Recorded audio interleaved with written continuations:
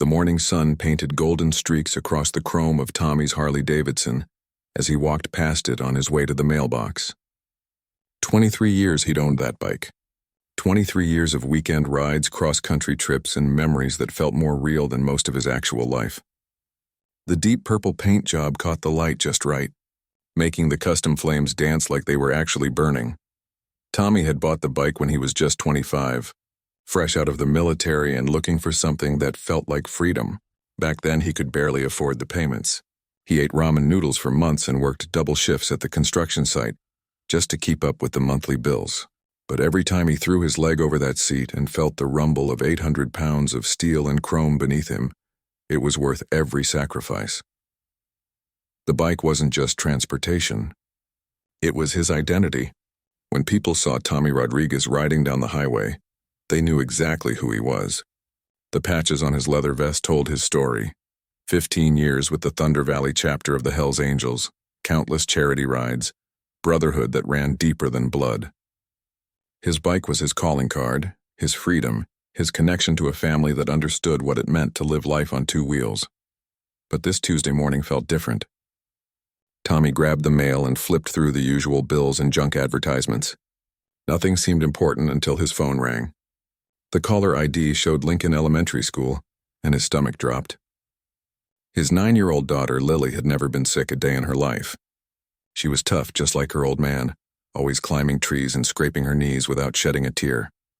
"Mr. Rodriguez, this is Mrs. Patterson from the school nurse's office." Lily collapsed during recess. "We've called an ambulance." The world tilted sideways.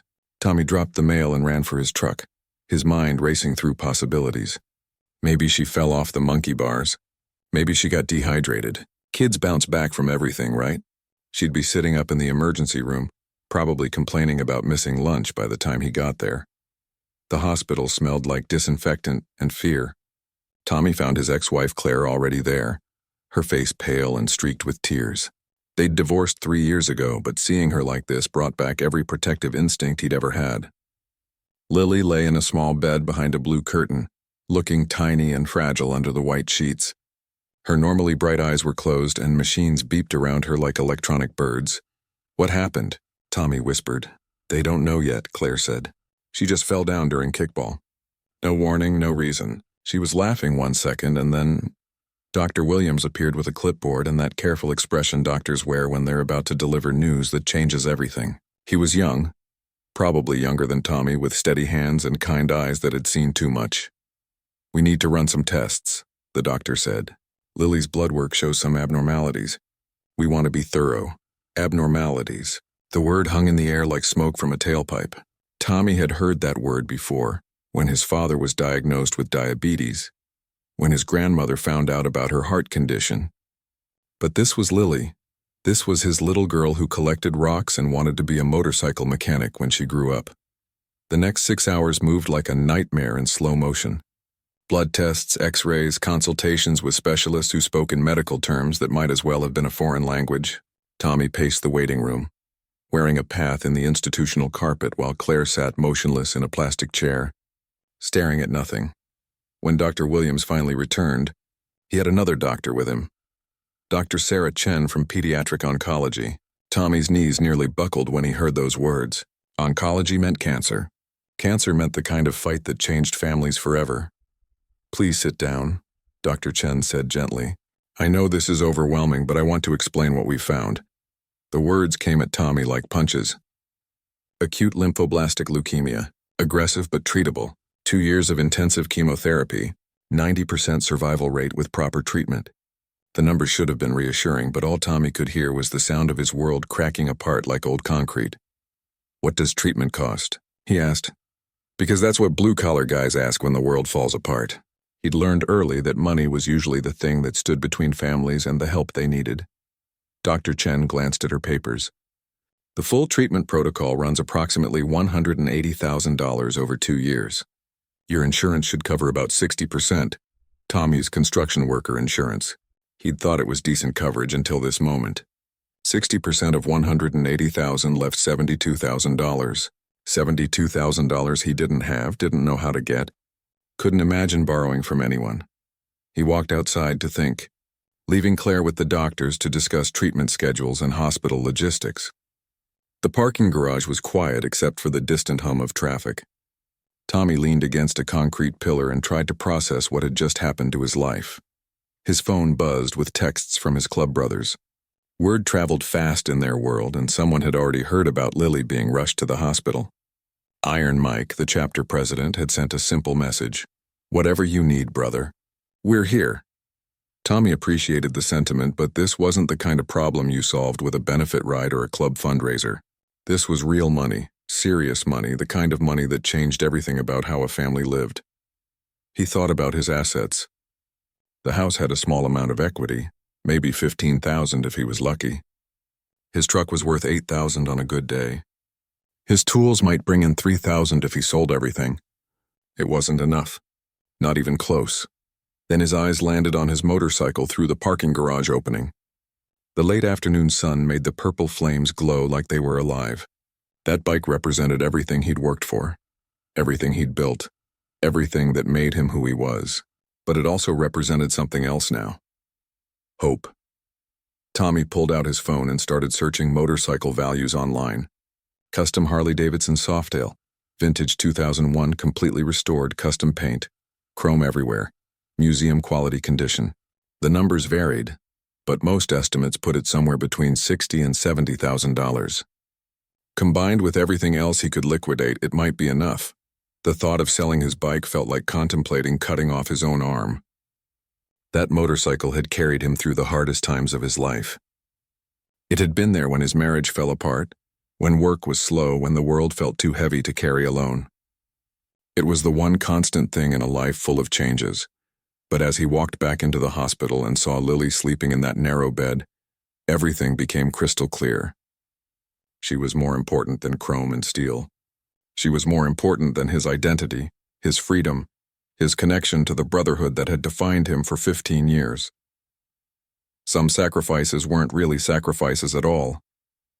They were just love wearing a different face. Tommy squeezed Claire's hand and whispered, "We're going to figure this out. Whatever it takes." He just hoped his heart could survive what came next. The Thunder Valley clubhouse sat at the end of a gravel road, surrounded by pine trees and the kind of silence that only existed far from city noise. Tommy pulled his truck into the familiar parking lot, but for the first time in 15 years he felt like he didn't belong there. The rows of Harleys gleamed under the security lights, each one representing someone's pride, someone's freedom, someone's identity. His own bike sat in his garage at home, and every time he looked at it, his chest tightened like someone was squeezing his heart with both hands. 3 days had passed since Lily's diagnosis. 3 days of insurance phone calls, medical consultations, and sleepless nights spent staring at the ceiling while his mind ran calculations that never added up right. The clubhouse buzzed with its usual Friday night energy. Brothers catching up on the week, planning weekend rides, sharing stories that grew bigger with each telling. Tommy tried to blend into the background, but Iron Mike spotted him immediately. At 58, Mike had been leading the Thunder Valley chapter for 12 years, and he'd developed an eye for trouble. "Tommy, you look like someone ran over your dog," Mike said, pulling him aside to a quieter corner near the pool table. "What's eating you?" Tommy had practiced this conversation in his head for 2 days, but the words still came out wrong. He explained about Lily, about the diagnosis that changed everything, about numbers that made his head spin and his wallet feel lighter just thinking about them. "The insurance covers most of it," Tommy said, "but most isn't enough. I'm looking at $72,000 out of pocket. And that's if nothing goes wrong, if there are no complications, if everything goes exactly according to plan." Mike listened without interrupting, his weathered face growing more serious with each detail. Around them, the usual clubhouse noise continued, but it felt distant and unimportant compared to the weight of what Tommy was carrying. "I've been doing the math," Tommy continued.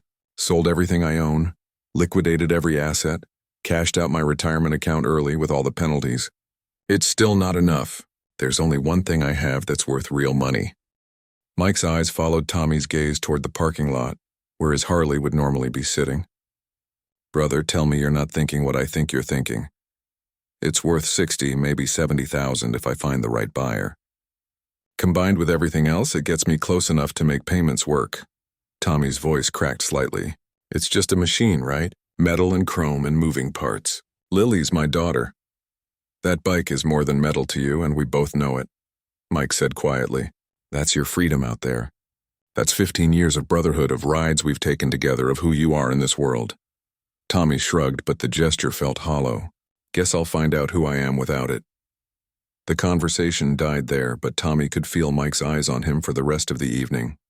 He tried to participate in the usual Friday night activities, shooting pool and sharing stories, but everything felt forced and fake. How do you laugh about weekend ride plans when you're preparing to sell the thing that makes those rides possible? By Saturday morning, Tommy had made his decision. He spent 3 hours cleaning his bike, polishing every piece of chrome until it gleamed like a mirror. He detailed the leather seat, touched up tiny paint imperfections, and adjusted the mirrors to perfect angles. If he was going to sell his soul, at least it would look beautiful. The photographs took another hour. Every angle, every custom detail, every modification he'd made over 23 years of ownership. The flame paint job that had taken 6 months to save up for. The chrome exhaust pipes that announced his arrival 3 blocks away. The custom seat that fit his body like it was made specifically for him, because it was. Writing the advertisement felt like writing his own obituary. 2001 Harley Davidson Softail. Custom paint, full chrome package, museum quality, adult owned, garage kept, never raced, never dropped. The words looked so clinical on the screen, reducing 23 years of memories to a list of features and specifications. The asking price made his stomach hurt. $75,000. It was more than the bike was worth to most people, but it represented what the machine meant to him, what it had given him, what it was costing him to let it go. Maybe someone out there would understand that some things were worth more than their blue book value. Sunday afternoon brought the first response, a collector from 2 states away who specialized in custom Harleys. He asked detailed questions about modifications, maintenance records, and originality. Tommy answered each one honestly, even when honesty hurt his chances of a sale. The paint isn't original, he admitted. I had it redone in 2015 when the original started showing wear, but the work was done by the same artist who painted it the first time, using the same design and color scheme. More calls followed. A dealership owner who wanted to add it to his showroom. A retired businessman who was building a collection of custom bikes. A young man whose father had owned an identical model before he passed away. Each conversation felt like giving away pieces of himself. Tuesday brought an unexpected visitor. Claire showed up at his house after work, looking tired but determined. They'd been divorced for 3 years, but Lily's diagnosis had pushed them back into the same orbit, forced to work together on decisions that would shape their daughter's future. I heard what you're planning to do, she said without preamble. Lily told me you've been sad, and when I asked why, she said you might have to sell your motorcycle to help pay for her medicine. Tommy looked out the window at his garage. It's the only way, Claire. I've run the numbers 100 times. There's no other option. There has to be another way. That bike means everything to you. I watched you rebuild the engine twice, spend every weekend for 2 years restoring it to perfection. I know what it represents. It represents freedom, Tommy said quietly. But Lily represents something more important than freedom. She represents love that doesn't have conditions, doesn't have limits, doesn't care about the cost. Claire was quiet for a long moment. I have some money saved. Not much, but maybe $15,000. And my parents offered to help when they heard about the diagnosis. It's not enough, Tommy said. Even if we pooled everything from everyone, it's not enough. The bike is the only thing that puts us over the top. That evening, Tommy sat in his garage with the motorcycle, running his hands over the familiar curves and surfaces. Every scratch told a story. Every modification represented a dream made real. The bike had carried him through his divorce, through job losses, through dark periods when the road was the only thing that made sense. But now the road was leading somewhere different. Now the journey required a different kind of sacrifice, a different kind of courage. Selling the bike wouldn't just change his transportation, it would change his identity, his place in the brotherhood, his connection to the freedom that had defined him for decades. His phone buzzed with a text from Iron Mike. Club meeting Thursday night. Need to talk to you about something important. Tommy wondered if Mike was going to try to talk him out of selling the bike. The Brotherhood understood sacrifice, but they also understood what happened to a man when he lost the thing that made him whole. Some wounds never healed, and some losses changed people in ways that couldn't be fixed. Thursday would bring answers, but Tommy wasn't sure he was ready for the questions.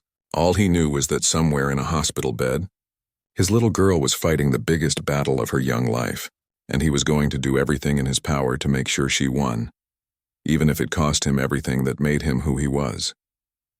Thursday night came with rain that drummed against the clubhouse roof like impatient fingers. Tommy arrived early, partly because he was nervous and partly because he wanted a few quiet minutes before facing his brothers. The empty clubhouse felt bigger than usual, filled with the ghosts of 15 years of meetings, celebrations, and the kind of conversations that only happened between people who understood what it meant to live outside the lines. He was nursing his second cup of coffee when Iron Mike walked in, followed by the rest of the chapter officers. Bear, the vice president, looked like his nickname suggested. 6 feet 4 inches of muscle and gray beard with hands the size of dinner plates. Razor, the road captain, moved with the careful precision of someone who'd spent 30 years planning rides that brought everyone home safe. These weren't just club officials to Tommy. They were the closest thing to family he'd had since his own father passed away. "Before the others get here," Mike said, settling into the chair across from Tommy, "I want you to know that we've been talking about Lily, about what you're going through, about what you're planning to do." Tommy's stomach tightened. "If you're here to talk me out of selling the bike, don't waste your breath. I've made my decision." "Actually," Bear said, reaching into his vest pocket, "we're here to talk you out of making decisions without talking to your family first." He placed an envelope on the table between them. Plain white, bulging with something that made it thick and heavy. Tommy stared at it like it might explode. "Open it," Razor said quietly. Inside were bills, 20s, 50s, 100s, all worn and creased like they'd come from different wallets, different pockets, different lives. Tommy's hands shook as he counted. $8,400 in cash. Where did this come from?" Tommy whispered. "Every member of this chapter," Mike said, "plus a few retired brothers who heard about what was happening. Nobody gave more than they could afford, but everybody gave something, because that's what family does." Tommy pushed the envelope back across the table. "I can't take this. This is charity and I don't take charity." "The hell it is," Bear rumbled. "This is family taking care of family. This is what we do when one of our own is fighting a battle bigger than himself. You think any of us haven't been where you are? You think life hasn't kicked every person in this room square in the teeth at some point? Besides," Mike added with a grin, "we're not done yet. Razor, tell him about the plan." Razor leaned forward, his eyes bright with the kind of excitement that usually preceded a really good ride. "We're organizing a poker run. Not just Thunder Valley, but every club in the tri-state area. Every chapter, every independent rider, every group that's ever called themselves family on 2 wheels. "A poker run for what?" Tommy asked, though he was starting to understand. "For Lily," Mike said simply. "For your little girl and every other kid fighting this fight. We're calling it Lily's Angels Poker Run, and it's going to be the biggest thing this region has ever seen." Tommy felt the room start to spin slightly. "You can't do that. You can't organize something that big just for us. The logistics alone—" "Already handled," Razor said, pulling out a folder thick with paperwork. "I've been planning routes and organizing rides for 20 years. I know every clubhouse, every meeting spot, every friendly bar between here and 3 states over. We've got commitments from 47 different groups already, and the word is still spreading." "The Banditos said yes," Bear added. "Can you believe that? We haven't spoken to those guys in 5 years, but when they heard it was for a kid with cancer, old beef went right out the window." Mike stood up and walked to the window, watching the rain streak down the glass. "Tommy, you've been part of this brotherhood for 15 years. You've ridden in charity events, helped raise money for veterans, been there when other people needed help. Did you think that was a one-way street? Did you think we'd let you face this alone?" The clubhouse door opened and the rest of the chapter started filing in. 16 men and 3 women, ranging in age from 25 to 68, representing every walk of life from college professors to construction workers to retired military. What they all shared was the understanding that some things mattered more than the differences between people. "We need to vote on the poker run proposal," Mike announced once everyone was seated. "All in favor of organizing Lily's Angels Poker Run for the weekend of March 15th? Every hand went up. Not a single dissent. Not a single question about cost or liability or the 1,000 complications that came with organizing an event that size. Just unanimous support for a brother in need. Motion carried, Mike said with satisfaction. Razor, you're our event coordinator. Bear, you handle club outreach. Everyone else, spread the word through every network you've got.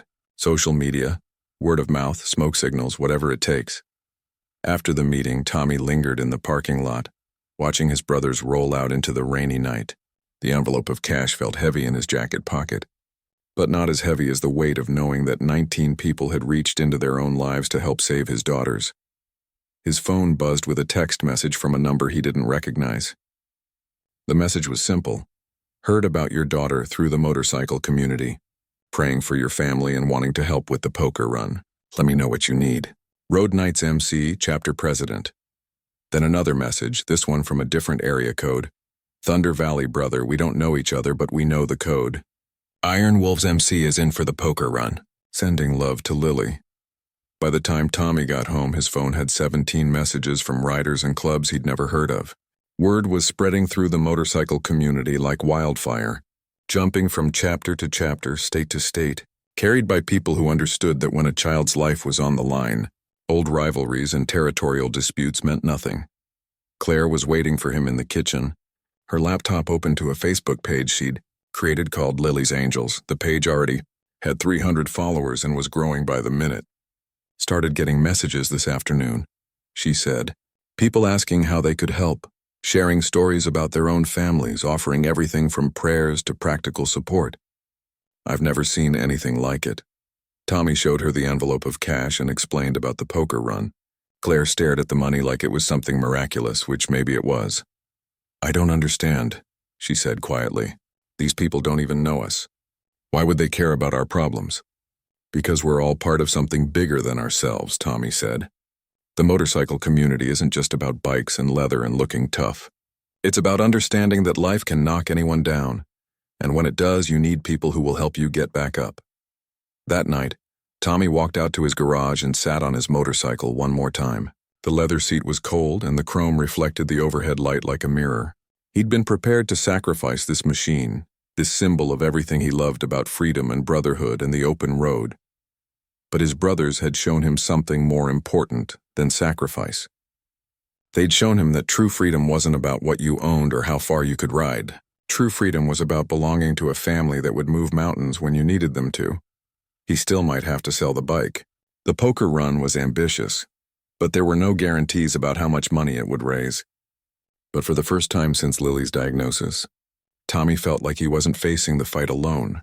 Tomorrow would bring phone calls and planning sessions and the hard work of organizing an event that could involve thousands of riders. But tonight, sitting in his garage with rain drumming on the roof, Tommy felt something he hadn't experienced in weeks. Hope. And hope, he was learning, was worth more than chrome and steel and all the freedom in the world. March 15th dawned gray and cold, with clouds hanging low enough to touch the treetops. Tommy stood in the parking lot of Miller's truck stop at 5:30 in the morning, watching the first riders arrive for Lily's Angels poker run. Steam rose from their coffee cups like incense, and the rumble of engines warming up sounded like distant thunder. Weather's not looking good, Bear said, pulling up next to Tommy on his black Road King. Radio says possible rain by noon. Doesn't matter, Tommy replied. These people didn't come for a sunny day. They came for Lily. He was right. By 7 o'clock, the truck stop parking lot was completely full. Motorcycles stretched back onto the highway in both directions. Harleys, Indians, sport bikes, touring bikes, custom choppers that looked like rolling art pieces. The diversity was incredible. Club colors from groups that normally avoided each other. Independent riders who'd never belonged to any organization. Families on matching touring bikes with their kids in the passenger seats. Tommy had expected maybe 50 riders. The registration table had processed 437 entries by 7:15, and they were still coming. This is unbelievable, Claire said, standing next to the merchandise table where volunteers were selling Lily's Angels t-shirts and patches. She'd taken a week off work to help organize the event, and seeing the turnout had left her speechless. The poker run route covered 200 miles through mountain roads that twisted like ribbons through pine forests and small towns. 5 stops, 5 cards, with prizes donated by local businesses and motorcycle dealerships. But the real prize was the money raised for Lily's treatment. Entry fees, merchandise sales, additional donations, and corporate sponsorships that had materialized when word reached the business community. Tommy climbed onto a picnic table to address the crowd. 400 pairs of eyes turned toward him, representing thousands of years of combined riding experience, countless miles of highway beneath their wheels, and the kind of camaraderie that only existed in the motorcycle world. "I want to thank every single person here," Tommy began, his voice carrying across the parking lot without amplification. "3 weeks ago, I thought I was going to have to sell my Harley to pay for my daughter's cancer treatment. Today, because of all of you, I'm leading a poker run that's going to save her life." The crowd erupted in cheers and the revving of engines. Someone shouted, "Let's ride for Lily," and the cry was taken up by dozens of voices. At exactly 8 o'clock, Tommy fired up his Harley and pulled out of the parking lot. Behind him, the longest procession of motorcycles the mountain highways had ever seen began to move. The rumble was deafening, a wall of sound that echoed off mountainsides and announced to the world that something special was happening. The first stop was Pete's Diner in Cedar Falls, 40 miles of twisting mountain road from the starting point. Tommy had worried about traffic management, about keeping such a large group together, about riders getting lost or left behind. He shouldn't have worried. The motorcycle community knew how to ride together. Groups naturally formed based on skill level and bike type. Experienced riders looked out for newcomers. Club road captains communicated with each other to ensure safe passage through challenging sections. At Pete's Diner, riders lined up to draw their first poker card and buy Lily's Angels merchandise. The small town had embraced the event completely. Local residents lined Main Street, waving and cheering as motorcycles filled every parking space for 6 blocks. The high school marching band played in the town square, and the mayor had declared it Motorcycle Appreciation Day. "I've never seen anything like this in 30 years of running this diner," Pete told Tommy as he handed over a check for $800, all the day's proceeds from coffee and breakfast sales. "You've got some special friends." The second stop brought unexpected drama. As the massive procession wound through Millerville, Tommy's radio crackled with news from the sweep riders bringing up the rear. A rider had gone down on a sharp curve 5 miles back. Not a serious crash, but enough to disable his bike and scrape up his pride. Without hesitation, the entire procession stopped. Pickup trucks appeared from somewhere. Trailers materialized, and within 20 minutes the damaged motorcycle was loaded, and the injured rider was checked by an EMT who happened to be part of the poker run. The injured man, a retiree named Frank who'd been riding for 40 years, was more embarrassed than hurt. "I've been through that curve 100 times, he told Tommy while his scraped elbow was being bandaged. "Just hit some gravel I didn't see." "Happens to the best of us," Tommy replied. "The important thing is you're okay." "I'm not missing this ride," Frank said firmly. "My grandson died of leukemia 2 years ago. I'm finishing this for him and for your little girl, even if I have to ride on the back of someone else's bike." 3 riders immediately offered to let Frank ride passenger. He chose a woman named Pat, who rode a Honda Goldwing and had been a nurse for 35 years. "She'll take good care of you," her husband assured Frank. "She's been taking care of stubborn men for decades." The third stop was at Devil's Canyon Overlook, a scenic viewpoint that offered panoramic views of the valley below. The sight of 400 motorcycles parked at the overlook was breathtaking. Chrome and paint reflected the emerging sunlight like a field of metallic flowers. Riders mingled freely, sharing stories and forming friendships that would last long after the poker run ended. Tommy found himself surrounded by people wanting to hear about Lily, wanting to share their own stories of family members who'd fought cancer, wanting to offer encouragement and support. A woman named Rita told him about her daughter's successful battle with the same type of leukemia Lily had. A man called Diesel showed him pictures of his nephew, now cancer-free for 5 years. "The fight's hard," Rita said, "but kids are stronger than we think. And with support like this, she's got every advantage." The fourth stop brought news that made Tommy's heart race. Razor pulled him aside at Murphy's Roadhouse and handed him a preliminary count of the money raised so far. Entry fees, merchandise sales, individual donations, and corporate sponsorships had already reached $87,000. And they weren't done yet. "That can't be right," Tommy said, staring at the numbers. "It's right," Razor grinned. "We've got business owners donating, riders digging deeper into their pockets, and 3 more corporate sponsors who called this morning when they heard about the turnout. The final stop was back at Miller's truck stop, where a festival atmosphere had developed. Local bands played on a makeshift stage, food trucks had appeared as if by magic, and families had brought lawn chairs to watch the spectacle. The parking lot looked like a motorcycle convention, with riders comparing bikes, sharing technical knowledge, and planning future rides together. The poker hands were tallied, prizes were awarded, and final numbers were announced. $123,000 raised for Lily's treatment, more than enough to cover every medical expense, every copayment, every unexpected cost that might arise during her 2-year treatment protocol. Tommy stood on the same picnic table where he'd addressed the crowd 12 hours earlier, but this time he could barely speak. The generosity, the turnout, the sheer goodwill of people who'd never met his daughter, but cared enough to spend their Saturday helping. Her fight for her life, it was overwhelming. "I came here this morning thinking I was organizing a fundraiser," he finally managed to say. "I'm leaving here knowing I was part of something bigger. You didn't just save my daughter's life today. You reminded me what it means to be part of a family that extends far beyond blood relations." As the sun set and riders began the journey home, Tommy realized that the poker run had changed more than his bank account. It had changed his understanding of what brotherhood really meant. It wasn't just about wearing the same colors or riding the same roads. It was about showing up when someone needed you, even if you'd never met them before, especially when you'd never met them before. The rumble of engines faded into the distance, but the memory of this day would last forever. Lily's Angels poker run had become legend in a single afternoon, proof that sometimes the best things in life came from the most unexpected places.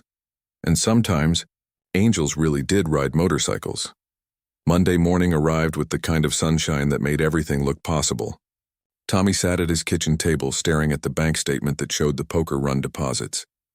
$123,417, enough to cover Lily's entire treatment with money left over for unexpected expenses.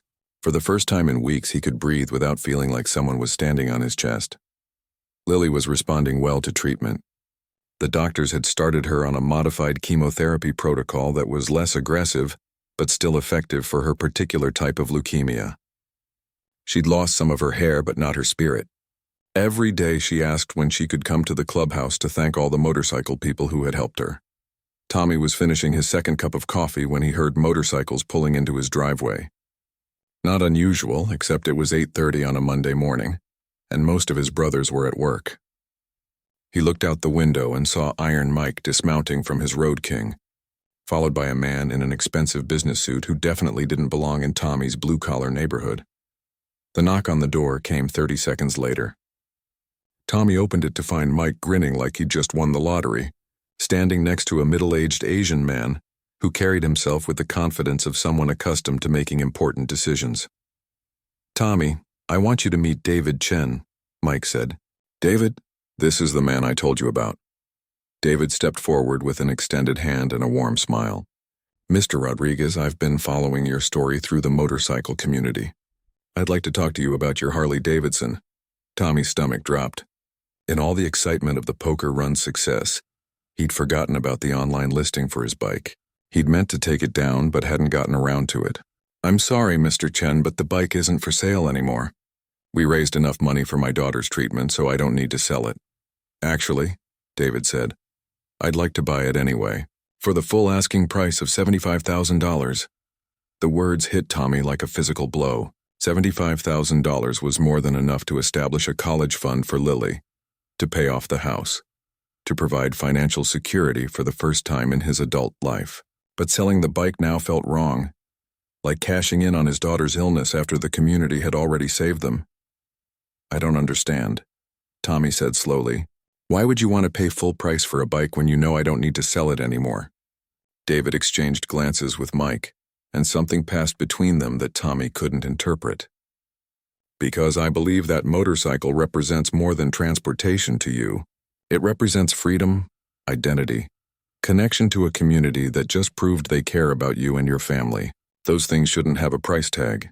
"Then why buy it?" Tommy asked, confusion growing. Because I'm not really buying it, David said with a smile. I'm entering into a unique agreement with you. I'll pay you the $75,000 today, but the motorcycle stays here in your garage where it belongs. Consider it a loan secured by the bike. When you're financially able, you can repay me and take full ownership again. If that never happens, then I'll own an interesting story about a motorcycle I never got to ride. Tommy stared at both men, trying to process what he was hearing. That doesn't make any business sense. Why would you do something like that? Mike stepped forward, and for the first time since Tommy had known him, the gruff chapter president looked almost embarrassed. Because David is my brother-in-law, and when I told him about your situation, he wanted to help. The poker run was incredible, but we thought you deserved something more. Your brother-in-law? Tommy repeated. Married to my sister Linda for 12 years, Mike admitted. He's a tech executive who's never owned a motorcycle in his life, but he understands what it means to have something you can't bear to lose. David nodded. My company went through some difficult times a few years ago. I almost had to sell my father's violin. He was a professional musician, and that instrument was the only thing I had left of him. A friend helped me find another way, and I've never forgotten what that meant to me. Tommy sank into a chair at his kitchen table, overwhelmed by the generosity of people who barely knew him. First the chapter's cash collection, then the massive poker run, and now this elaborate scheme to ensure he kept the motorcycle that meant so much to him. I can't accept this, he said finally. It's too much. All of it is too much. Brother, Mike said, settling into the chair across from him. Do you remember when Bear's house burned down 3 years ago? Do you remember how fast we organized work crews and fundraisers and temporary housing? Do you remember what you told him when he said he couldn't accept so much help? Tommy remembered. Bear had been overwhelmed by the community response to his family's tragedy, just like Tommy was feeling now. And Tommy had been the one to explain that accepting help wasn't weakness, it was trust. Trust that the people offering help genuinely cared. And trust that someday you'd have the opportunity to help someone else in the same way. I told him that's what family does, Tommy said quietly. Exactly, Mike replied.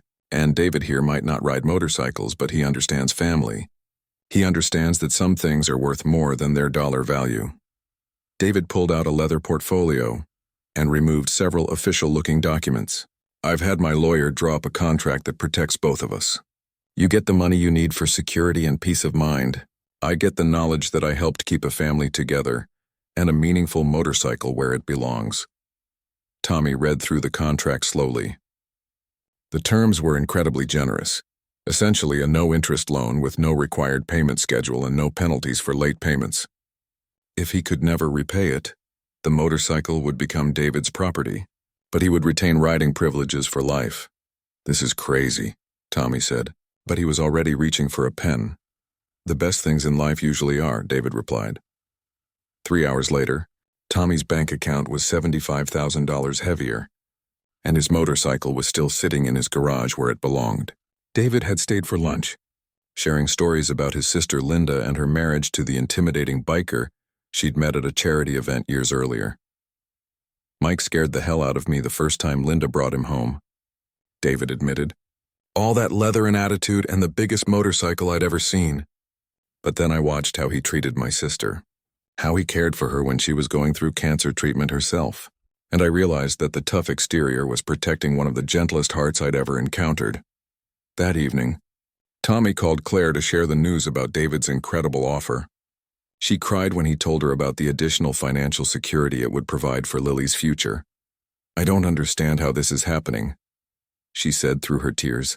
3 weeks ago, we were facing financial ruin and the possibility of losing everything. Now Lily's treatment is completely covered, you get to keep your motorcycle, and we have enough money saved to handle whatever comes next. It's the brotherhood, Tommy said simply.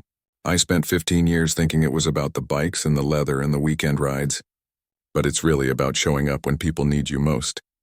Later that night, Tommy sat in his garage with Lily, who was feeling well enough for a short visit.